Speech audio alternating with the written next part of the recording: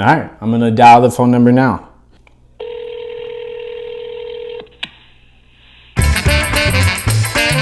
What's going on, folks? Welcome to Kids Today with Dr. Kamal Jones. I am Dr. Kamal Jones. Before we get started, I have to ask, independent media is more important now than ever before. Please help us build this channel by hitting the like button and subscribing to the channel if you are not already subscribed.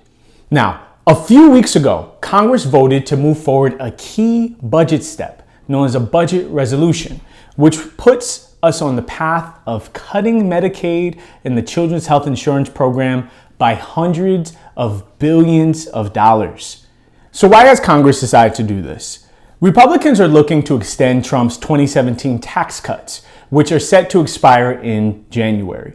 So in order to fund these tax cuts, they want to find parts of the budget to cut in order to balance the cost out. And so right now, they have decided to aim, among other targets, at the healthcare of children and those with the fewest means in our country. Medicaid and CHIP are critical funds for child health. They provide insurance for more than 40% of all of America's children, and in particular, children who are low income and who have disabilities absolutely rely on this program for their health. Medicaid pays for everything from regular well child care to life-saving surgeries for children all across our country. With cuts of this scale, hospitals and clinics which care for children who are the most in need will have a difficult time covering the cost of the healthcare for these kids. What that means is some of these hospitals and clinics will end up closing, many families will end up with deep medical debt, and some kids could die or get seriously hurt as a result of losing access to care. And so over the next couple of months, while this budget is being finalized, it's going to be critical to rally against these cuts to keep them from ending up in the final budget. And in particular, it's critical that our policymakers hear from us during this time. You know I've talked about in episodes in the past just how important it is for us to call our elected officials. They are our representatives, and so it's really important for them to hear from us about how we want them to represent our voices. So I'm going to give a demonstration today.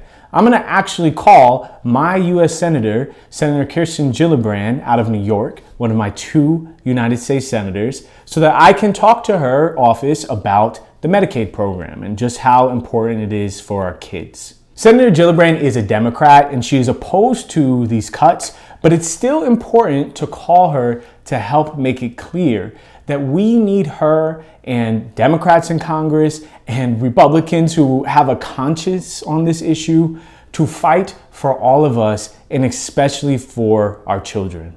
So a couple key components when calling. Ideally, you are talking to someone who is your own senator or calling someone who is the senator or representative for your own district, right? Because they have an increased sense of responsibility to you as one of their voters.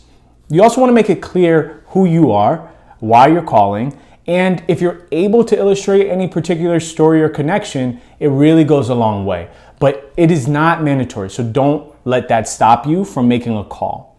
Make a clear ask and provide some contact information for follow-up as well. All right, so watch as I place this call. We'll see if somebody picks up. If not, we'll leave a message. All right, I'm gonna dial the phone number now. For the senator's office, it's 202-224-4451. I have my notes here, so let's take a listen.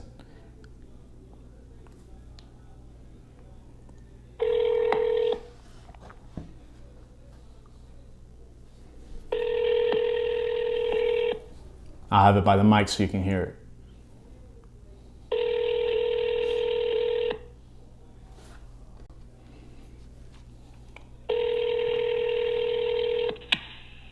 Thank you for calling the Washington, D.C. office of Senator Kirsten Gillibrand of New York. If you are receiving this message, you have either called outside of our normal business hours or all of our lines are currently busy. Please leave a message after the tone and we will attend to your call as soon as possible. Thank you for calling. Hi, my name is Dr. Kamal Jones. I'm a pediatrician. I live in New York State and I take care of kids in the Bronx. I'm reaching out because I'm deeply concerned about proposed massive budget cuts to Medicaid and what that would mean for my young patients. Many of my patients rely on Medicaid for their healthcare needs. For example, one of my patients was very premature, required a tube to help her breathe, struggled to gain weight, and Medicaid paid for her life-saving treatment. She's now a happy, healthy toddler and is thriving as a result of the care that she received. And without Medicaid, she may not be here today, or her family could be dealing with incredible levels of medical debt. And so these cuts to Medicaid that have been proposed in this budget will be devastating for families like hers all over New York and all over the country. So I wanted to first just thank Senator Gillibrand for fighting in the way that she has already to this point. And then I'm asking her today to continue to fight diligently to give it all that she can to stand up to these cuts. So thank you so much. I can be contacted at... Thank you. All right, my friends, it's as simple as that. All right, so have a few notes so you know what you want to say. If someone picks up, you can share those notes with them, share those thoughts with them. If they don't pick up, leave a message. They will hear it and they'll get back to you, or at the minimum, they will at least have a documentation of the issues that matter for their voters. Okay, that is our show today. Please make sure to like the video, subscribe to the channel, and stay tapped in with us. And most importantly, go and make a phone call today to your U.S. representative, to United States Senator, and let them know that we cannot stand for these cuts to Medicaid in our budget. Okay, I will put the information in the body of the YouTube video description so that you can find your person's information. Okay, my friends, I'll see you next time.